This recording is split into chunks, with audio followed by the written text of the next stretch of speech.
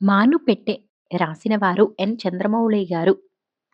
పూర్వం పాటలీపుత్రాన్ని చంద్రగుప్తుడనే రాజు పరిపాలిస్తూ ఉండేవాడు. ఆయన విశాలమైన ఆ రాజ్యాన్ని రాష్ట్రాలుగా భాగించి ఒక్కొక్క రాష్ట్రానికి ఒక్కొక్క అధికారిని నియమించాడు. ఆయన నియమించిన అధికారులందరూ చక్కగానే పాలిస్తూ వచ్చారు. ఇటువంటి అధికారులు ఉండటం వల్ల రాజుకి కీర్తి వచ్చింది. కానీ విదర్భ రాష్ట్రాన్ని పాలించే అధికారి మటుకు లంచగొండి అని దుర్మార్గుడని పేరు పడ్డాడు. అందుచేత అతన్ని తొలగించి ఆ స్థానంలో మంచివాణ్ణి ధర్మపరుణ్ణి నియమించాలని రాజు నిశ్చయించుకున్నాడు. ఇంతలో కొంతమంది పెద్దలు రాజు వద్దకు వచ్చి, దేవరా, ఇక్కడికి 10 ఆమడల దూరంలో ఒక అడవి ఉన్నది. ఆ అడవిలో పశువులను కాచుకునే గొల్లవాడు ఉన్నాడు. ఆ గొల్లవాని పేరు ధర్మన్న. వాడి బుద్ధిబలం ఏమిటో కాని ఎటువంటి పేచీ వచ్చినా శాస్త్రసమ్మతమైన చక్కటి తీర్పులు చెబుతాడు. అందుకని ఇప్పుడు జనమంతా న్యాయం కోసం కచేరీలకు పోవటం మానివేసి అరణ్యంలో ఉండే ఆ ధర్మన్న వద్దకే వెళుతున్నారు అని మనవి చేశారు. ఈ మాటలు వినేటప్పటికి రాజుకి ఆశ్చర్యం కలిగింది. వెర్రి గొల్లవాడేమిటి? వానిపైన ప్రజలకు ఎంత విశ్వాసం కుదరటం ఏమిటి? వీడెవడో ఘనుడై ఉండాలి అని తలచి ఎక్కడో అరణ్యం మధ్య ఉన్న పశువులను కాచుకొని ఉండే ఆ ధర్మన్నను తన ఆస్థానానికి రప్పించాడు. విలువైన దుస్తులు ఇప్పించి వానిని గద్దెపైన కూర్చోపెట్టి, అబ్బాయి ధర్మన్న, నిన్ను గురించి, నీ ధర్మాన్ని గురించి, న్యాయంగా తీర్పులు చెప్పటాన్ని గురించి మేము చాలా వరకు విన్నాము. విని సంతోషించి నిన్ను మా విదర్భ రాష్ట్రానికి అధికారిగా నియమిస్తున్నాం అని చెప్పాడు రాజు. ప్రభూ, తమరు నన్ను అభిమానించారే కాని నాకంత తాహతు ఎక్కడిది? తెలివితేటలెక్కడివి? పైగా నా బోటివాడు అధికారి అంటే లోకల్లో నవ్వులాటగా కూడా ఉంటుందే అంటూ ఏమో అనబోయాడు.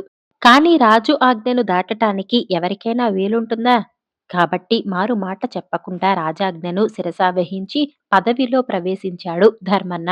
ఈ పదవి వచ్చిన తర్వాత కూడా ధర్మన్న తీర్పులను గురించి ప్రజలు అనుకూలంగానే చెప్పుకోసాగారు. కానీ మరికొద్ది కాలానికే కొంతమంది రాజు వద్దకు వెళ్లి, ప్రభూ, ధర్మన్న ఇదివరకటి ధర్మన్న కాదు. అతని బుద్ధి అప్పుడే మారిపోయింది. లంచాలు పట్టటం మరిగేశాడు అంటూ ఫిర్యాదులు చేయసాగారు. ఫిర్యాదులు వినగానే రాజు తొందరపడక, అధికారం అనగానే అందరికీ ఆశగానే ఉంటుంది. గిట్టని వాళ్ళు తరచూ ఇటువంటి వదంతులను, నీలాపనిందలను పుట్టించటం సహజం. కనుక కళ్ళారా చూస్తే కాని ఏమిటా నమ్మలేను అన్నాడు.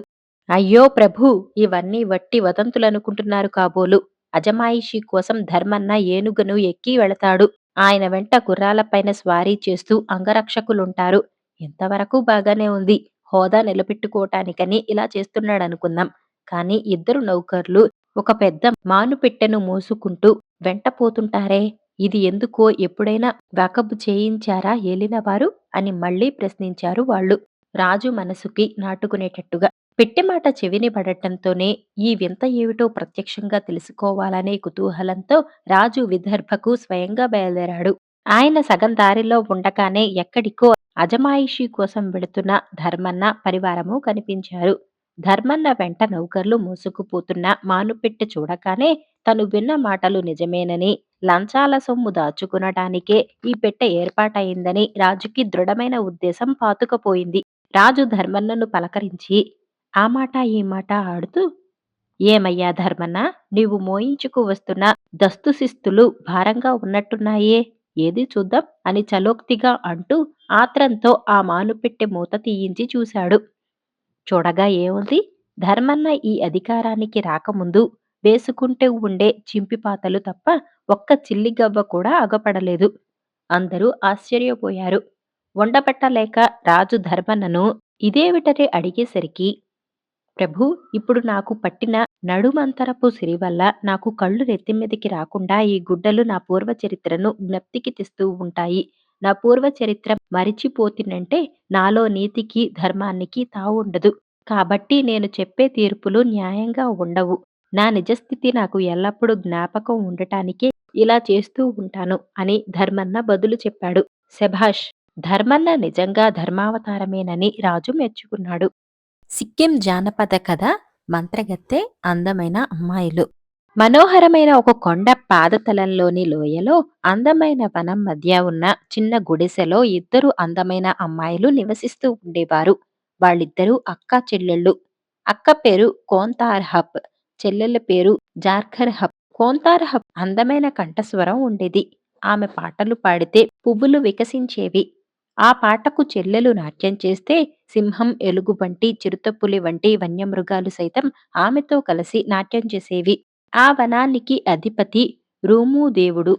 చాలా అద్భుతమైన అరుదైన పుష్పాలకు నిలయమైన ఆ వనాన్ని అక్కా చెల్లెళ్ళు జాగ్రత్తగా సంరక్షించుకుంటూ వచ్చారు. ముఖ్యంగా ఆ పరిసరాలలో నడయాడే లయాంగ్ బార్ మంత్రగత్తె టెయాంగాప్ నుంచి దానిని కాపాడుకుంటూ వచ్చారు. మనుషులను స్వయంగా వెళ్లి పీడించే ముందు ఆ మంత్రగత్తె వాళ్ళ కలలో కనిపించి హడలు కొట్టేది. కోరిన రూపాన్ని ధరించే శక్తి ఆ మంత్రగత్తెకు ఉండేది. దాని దుష్టశక్తుల ప్రభావాన్ని ఎదుర్కొనే శక్తి ఎవరికీ ఉండేది కాదు. ఒకరోజు జార్కర్ హబ్కు ఒక వింత కల వచ్చింది. తన అక్క బంగారు దిండును టయాంగాప్ లాక్కున్నట్టు కలగన్నది. భయంతో కీచుమని కేకపెడుతూ ఆమె లేచి కూర్చున్నది. ఆమె ఏడుపు విని కోంతారహబ్ కూడా లేచింది. ఇద్దరూ విచారంతో తలలు పట్టుకున్నారు.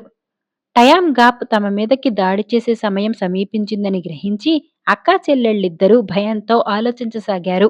మంత్రగత్తె వస్తే ఎలా తప్పించుకోవటమా అని అక్కా చెల్లెళ్ళు తీవ్రంగా ఆలోచిస్తున్నప్పుడు ఒక అందమైన యువతి వనంలో తిరుగాడుతూ ఉండటం వాళ్ళ కంటపడింది. అది ఎవరై ఉంటారు? మారువేషంలో వస్తున్న మంత్రగత్తె కాదు కదా? అన్నది కోంతారహప్ భయంతో వణుకుతూ. చెల్లెలు వెంటనే బంగారు దిండును తీసి రొమ్ముకు అదుముకుంటూ, సందేహం లేదు, ఇది టయాంగాప్ మంత్రగత్తె అయి ఉంటుంది. చూడు చూడు, అది తిన్నగా మన దగ్గరకే వస్తున్నది అన్నది కన్నీళ్లు కారుస్తూ. దర్జాగా నడిచి వస్తున్న ఆ యువతి వాళ్ళ పక్కన కూర్చుంటూ, మీలాటి అందమైన అమ్మాయిలను నేనెక్కడా చూడలేదు. మీ అందచందాలను చూసి లయాంగ్ బార్ రాజు మిమ్మల్ని ప్రేమించటంలో ఆశ్చర్యం లేదు. ఆయన మిమ్మల్ని పెళ్లాడాలనుకుంటున్నాడు. మీ ఇద్దరినీ అక్కడికి తీసుకువెళ్ళటానికే నేనిప్పుడు వచ్చాను. బయలుదేరండి. త్వరగా బయలుదేరారంటే సాయంకాలానికి అక్కడికి చేరుకోవచ్చు అన్నది నవ్వుతూ. మేము ఇక్కడ సంతోషంగా ఉన్నాం. రాణులు కావాలన్న కోరిక మాకు లేదు. పైగా రాణులు అయ్యే అర్హత కూడా మాకు లేదు. దయచేసి మా మానాన మమ్మల్ని వదిలిపెట్టు అన్నది కోంతారహబ్. ఈ మాటలు టయాంగాప్కు ఆగ్రహం కలిగించాయి. తను వేసిన పథకానికి ఆటంకం కలగటంతో, ఇది రాజు ఆజ్ఞ. దానిని మీరు అతిక్రమించలేరు. త్వరగా తెమలండి. మర్యాదగా లయాంగ్ బార్కు నాతో రండి అని హెచ్చరించింది. అక్కా చెల్లెళ్ళు హడలిపోయారు. ఆ యువతి మంత్రగత్తె అనే వాళ్ళ అనుమానం బలపడసాగింది. కోంతారహబ్ ఆ యువతిని శాంతింపచేయటానికి ప్రయత్నిస్తూ, కోపగించుకోకు, ఆకలిగా ఉన్నట్టున్నావు, ఏదైనా తిను అంటూ ఆ యువతి ముందు ఒక పళ్ళెం నిండా అన్నం, వేయించిన ఒక గొర్రెను ఉంచింది. వెంటనే దానిని తినేసి ఆ యువతి ఇంకా కావాలన్నది. వంటగదిలో ఉన్నదంతా తెచ్చి ఆ యువతి ముందుంచారు. ఆ యువతి దానిని క్షణాలలో ఖాళీ చేసేసింది. దానిని చూసి అక్కా చెల్లెళ్ళు ఆ యువతి మంత్రగత్తె టయాంగాప్ తప్ప మరొకరు కాదన్న దృఢ నిర్ణయానికి వచ్చారు. తినడం పూర్తి కాగానే, ఇంకా ఎందుకు ఆలస్యం, బయలుదేరండి అన్నది టయాంగాప్. మాకు ఇక్కడ చాలా పనులున్నాయి. పొలం దునాలి, విత్తనాలు చల్లాలి అన్నది కోంతారహబ్. ఆ విచారం నీకొద్దు. ఆ పనులన్నిటినీ నేను చిటికెలో పూర్తి చేస్తాను అన్నది ఆ యువతి. ఆ తర్వాత ఆమె ఏదో మంత్రం చెబుతూ చెయ్యి ఊపింది. అంతే, పొలం దున్నటం, విత్తనాలు చల్లటం క్షణాలలో పూర్తి అయ్యాయి. మీరు చెప్పిన పనులు అయిపోయాయి కదా, బయలుదేరండి అన్నది ఆ యువతి. ఇంకా నేను వడ్లు దంచాలి, వస్త్రం నెయ్యాలి. అవన్నీ పూర్తి చేశాకే నీతో రావటం సాధ్యం అన్నది జార్కరహబ్. ఆ పనులను కూడా ఆ యువతి తన మాయాజాలంతో క్షణాలలో పూర్తి చేసేసింది. ఇక ఏ సాకు చెప్పడానికి వీలు లేక అక్కా చెల్లెళ్ళు ఆ యువతి వెంట బయలుదేరక తప్పలేదు. కొంత దూరం నడిచి వాళ్ళొక నదీ తీరాన్ని చేరుకున్నారు. అక్కడ నుంచి రాజభవనం కనిపిస్తున్నది. దానిని చూడగానే, ఆహా, రాజభవనాన్ని సమీపించాము. ఇకపై ఎలాంటి ముప్పు రాదు.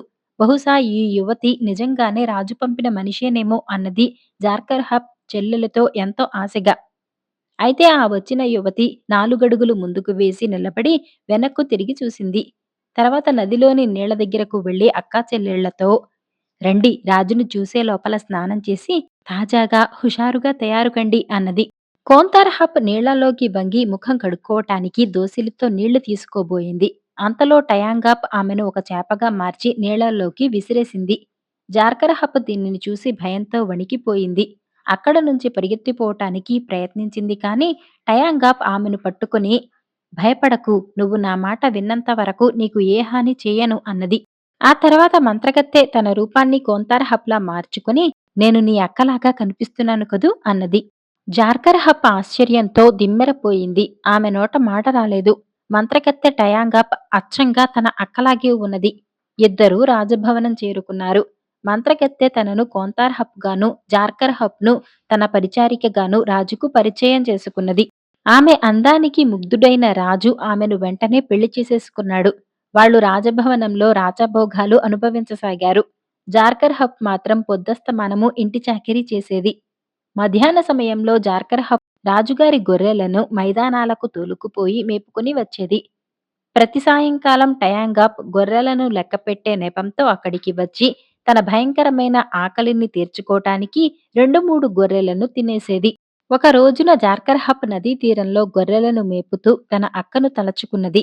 రాజభవనంలో తాను చేస్తున్న చాకిరీ, పడుతున్న బాధలు ఏకరువు పెడుతూ తన అక్కను తలుచుకుని భోరున విలపించసాగింది. హఠాత్తుగా ఆమెకు నదిలో నుంచి ఎవరో మాట్లాడుతున్నట్టు వినిపించింది. ఆమె పరికించి చూసింది. ఆ మాట్లాడుతున్నది చేప. అది తన అక్కేనని జార్కర్హప్ ఆ క్షణమే గ్రహించింది. ఎదురు చూడని విధంగా ఆమె అక్క అసలు రూపంతో లేచి వచ్చింది. గట్టుపైన కూర్చొని అక్కా చెల్లెళ్ళు మాట్లాడుకున్నారు. కోంతరహపు మంత్రగత్తె ప్రభావంతో చేపగా మారిపోయినప్పటికీ కావాలంటే రోజుకొక గంటసేపు మానవ రూపంతో ఆమె బయటకు రావచ్చు. అక్క సురక్షితంగా ఉందని తెలుసుకున్న జార్కరహప్ పరమానందం చెందింది. ఆ తర్వాత వాళ్ళు రోజూ అదే విధంగా కలుసుకోసాగారు. ఆ కారణంగా జార్కరహప్లో విషాదం మటుమాయమై ఆమె ముఖంలో సంతోషం తొణికిసలాడింది. ఇంటి పనులను చకచకా చేయసాగింది. ఆమెలో వచ్చిన మార్పును టయాంగాప్ కూడా పసిగట్టింది. సంతోషంతో మిడిసిపడుతున్నది. దీని వాలకం చూస్తుంటే అక్కను కలుసుకున్నట్టే ఉంది. అదొక్కటే కదా దీనికి సంతోషం కలిగించినది. ఏ సంగతి రేపు తెలుస్తాను అనుకున్నది. మరునాడు జార్కర్హప్ను వద్దని టయాంగాప్ తనే గొర్రెలను తోలుకొని మేపటానికి నదీ తీరానికి వెళ్ళింది. అక్కడ కోంతార్హప్ కనిపించింది కాని అంతలో సంగతి గ్రహించి నదిలోకి దూకి చేపగా మారి దాని చేతికి చిక్కకుండా వెళ్లిపోయింది. టయాంగాప్ నిరుత్సాహంగా భవనానికి వెనుతిరిగింది. అంతలో తన అక్కకు ఏమై ఉంటుందో అన్న ఆ భయంతో జార్కర్హప్ విలపించసాగింది. ఆ సమయంలో తన రాణిని చూడటానికి రాజు అటుకేసి వచ్చాడు. అక్కడ జార్కర్హప్ ఏడుస్తూ ఉండటం చూశాడు. అంతకు పూర్వం కూడా ఆమె ఎప్పుడూ విచారంతో ఉండటం గమనించిన రాజు ఆమెను కారణం అడిగాడు. జార్కర్హప్ జరిగిందంతా వివరించింది. అంతా విన్న రాజు, ఏమిటి నువ్వు చెప్తున్నదంతా నిజమా? నమ్మశక్యంగా లేదే అన్నాడు ఆశ్చర్యంగా. నా మాటల మీద మీకు నమ్మకం లేదంటే మీరే ఒక పని చేయండి. రాత్రికి గొర్రెల కొట్టంలోకి వెళ్లి రహస్యంగా దాక్కోండి. ఆమె ఆ గొర్రెల్లో కొన్నిటిని ఆవురావురుమని మింగటం తమరే స్వయంగా చూడగలరు. ఆ కారణంగానే గొర్రెల సంఖ్య రోజురోజుకు తగ్గిపోతున్నది అన్నది జార్కరహప్. ఆమె చెప్పినట్టే ఆ రోజు రాత్రి పెందలాడే వెళ్లి గొర్రెల కొట్టంలో దాక్కున్నాడు. అర్ధరాత్రి సమయంలో ఆయన భార్య అక్కడికి వచ్చి తన అసలు రూపం దాల్చి 3 గొర్రెలను అమాంతం స్వాహా చేసింది. ఆ తర్వాత నిశ్శబ్దంగా రాజభవనంలోకి వెళ్లిపోయింది. మర్నాడు రాజు రాజభవనానికి సమీపంలో ఒక విశాలమైన గది నిర్మాణానికి ఏర్పాటు చేశాడు. దానిని అందంగా అలంకరింపచేశాడు.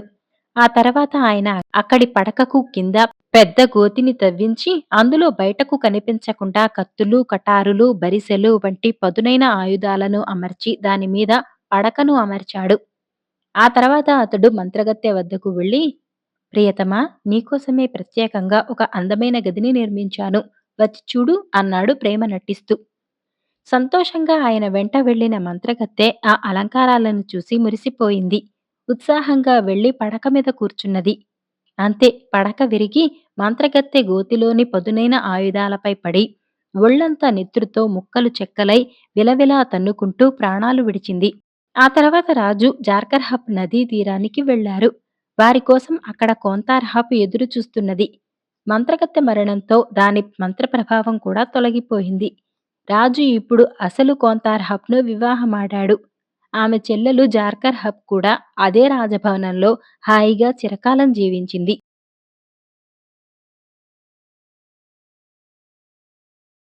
మోసకారి రాజకుమార్తె. ఒక వర్తకుడి కుమారుడు రాముపాలుడు అనేవాడు అరణ్యంలో దారి తప్పి వారం రోజుల పాటు ఆ అరణ్యం నుంచి బయటపడలేక తన ప్రాణాల మీద ఆశ వదులుకున్నాడు. ఆ సమయంలో అతనికి ఒక వింత దృశ్యం కనపడింది. ఒక కొండ చిలువ ఒక జింకపిల్ల వెనుక కాలు పట్టుకుని దాన్ని మింగే ప్రయత్నంలో ఉన్నది. ఆ బుల్లి జింకపిల్లను చూసి జాలిపడి రామపాలుడు ఒక ఉపాయం చేసి దాన్ని పాము బారి నుంచి విడిపించాడు. పాము శరీరం మీదకి ఒక చెట్టు వంగి ఉన్నది. రామపాలుడు తన కత్తితో ఆ చెట్టును కొట్టి అది పాము శరీరం మీద పడేటట్టు చేశాడు. ఆ దెబ్బకు పాము శరీరం 1-2 చోట్ల బాగా నలిగిపోయింది. ఆ బాధలో అది మెలికలు తిరుగుతూ నోరు తెరిచి జింకపిల్లను వదిలేసింది. జింకపిల్ల రామపాలుడికేసి కృతజ్ఞతతో చూసి నింపాదిగా ముందుకు సాగింది. అయితే అది కొద్ది దూరం మాత్రమే వెళ్ళి మళ్ళీ వెనక్కు వచ్చింది. జింకపిల్ల ఇలా మళ్ళీ మళ్ళీ చేయటం చూసి అది తోడు లేకుండా వెళ్ళటానికి భయపడుతుందనుకొని రామపాలుడు తాను కూడా దాన్ని వెంట బయలుదేరాడు. జింకపిల్ల అతన్ని పళ్ళు సమృద్ధిగా ఉన్న చోటికి తీసుకుపోయింది. అక్కడే ఒక సెలయేరు పారుతున్నది.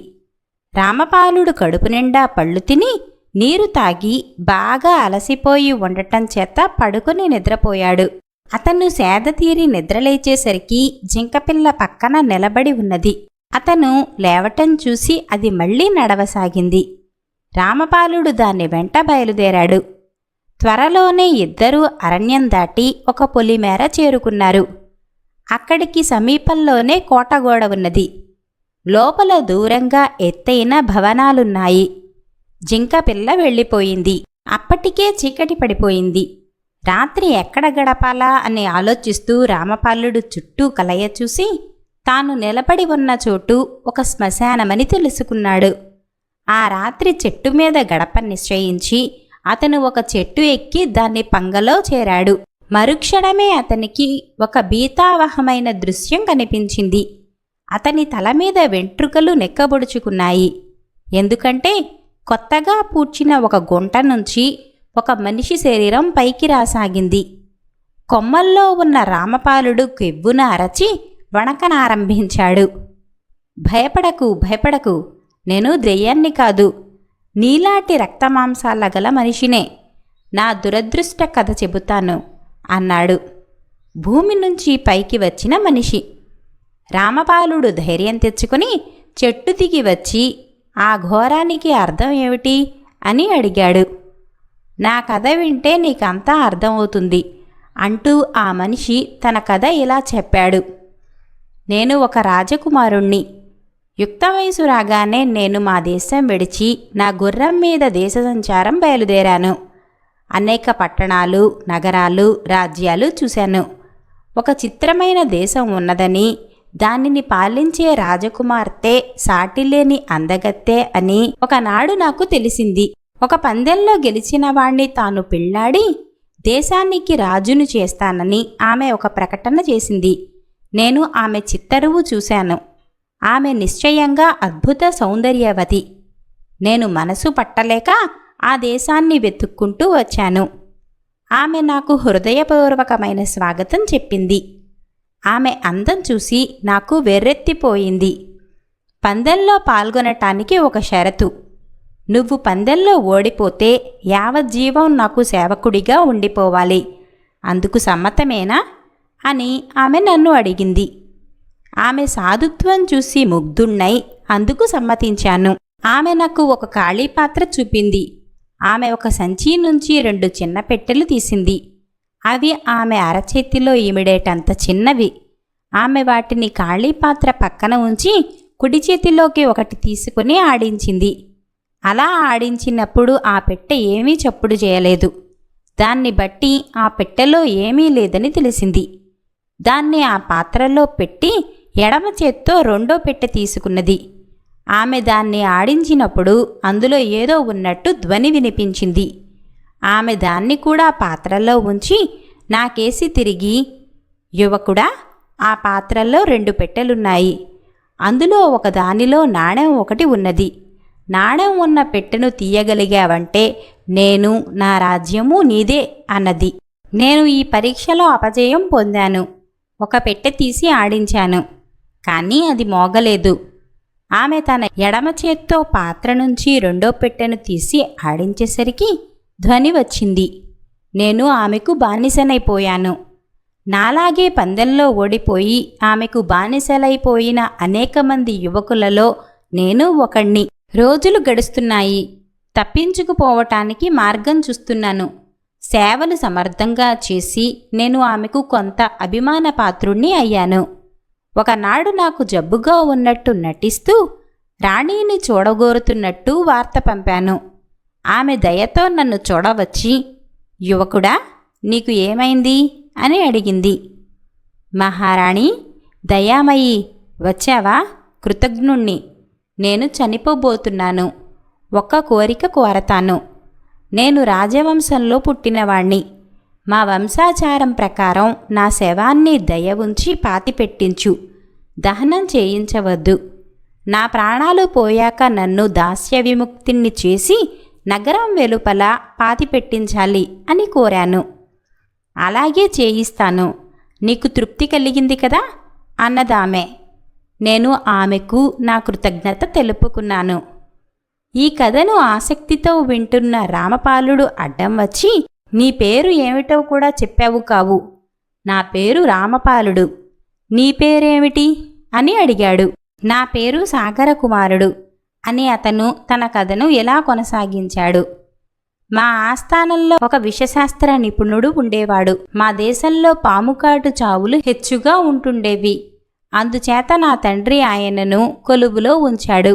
ఆయన ఒకసారి నాకొక మూలికను చూపి, దాని కాయలు అన్నంతో పాటు నమిలితే మనిషి 2 రోజుల పాటు శవంలాగే ఉండిపోతాడని చెప్పాడు. తలవని తలంపుగా రాణయ్యగారి ఉద్యానవనంలో నాకా మొక్క కనిపించింది. దాని కాయ ఒకటి కోసి ఆదివారం ఉదయం అన్నంలో పెట్టుకుని తిన్నాను. అన్నట్టు ఇవాళ ఏం వారం? ఇవాళ సోమవారం అనుకుంటాను అన్నాడు రామపాలుడు. ఇకనేం, నాకు తిరిగి ప్రాణం వచ్చేసింది. మరి నీ కథ ఏమిటి మిత్రమా అని సాగరకుమారుడు అడిగాడు. రామపాలుడు అతనికి తన వృత్తాంతం సంగ్రహంగా చెప్పాడు. సాగరకుమారుడు చెప్పిన దాన్ని బట్టి రాజకుమార్తె తనను పెళ్లాడవచ్చిన వారిని ఇంద్రజాలం యుక్తితో వంచన చేసిందని రామపాలుడికి స్పష్టమైంది. రామపాలుడి ఆప్తమిత్రుడొకడు ఇంద్రజాలంలో ఆరితేరినవాడు. అతని నుంచి రామపాలుడు సులభమైన ఇంద్రజాల విద్యలు అనేకం నేర్చుకున్నాడు. అందుచేత రాజకుమార్తె ప్రయోగించిన యుక్తి ఏమిటో అతను తెలుసుకుని అదే ఇంద్రజాలంతో రాజకుమార్తెను ఓడించదలుచుకున్నాడు. రామపాలుడు తాను చేయదలిచినదంతా చెబితే సాగరకుమారుడు, నువ్వు నీ యుక్తితో గెలిస్తే రాజకుమార్తె చిత్తశుద్ధితో తన ఓటమి ఒప్పుకుంటుందని ఏమిటి? ఓడిపోయి కూడా ఆమె నిన్ను చెరసాలలో పెట్టిస్తే అన్నాడు. అప్పుడు నువ్వు నీ తండ్రి సేనలను తెచ్చి నన్ను చెరవిడిపించు. ఆ పని చెయ్యవా మిత్రమా అని రామపాలుడు అడిగాడు. ప్రమాణపూర్తిగా చేస్తాను. నేను మారువేషంలో నగరంలో ఉండి కాగలదానికి వేచి ఉంటాను. నువ్వు చేయదలచిన ఇంద్రజాలం చెయ్యి.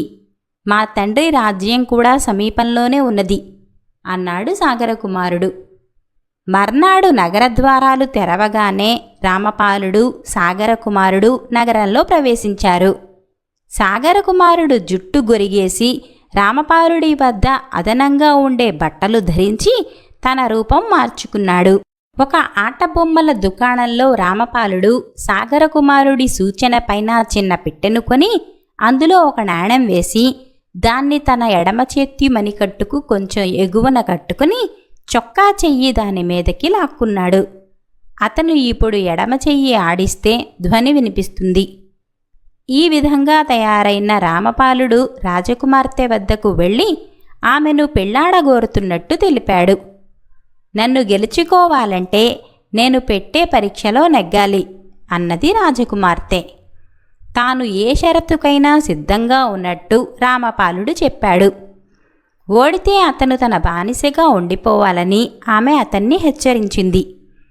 దయచేసి నన్ను మీ దేవాలయానికి తీసుకుపోతే నేను ఓడిపోతే నీకు దాసుడిగా ఉంటానని దేవుడి ఎదుట ప్రమాణం చేస్తాను.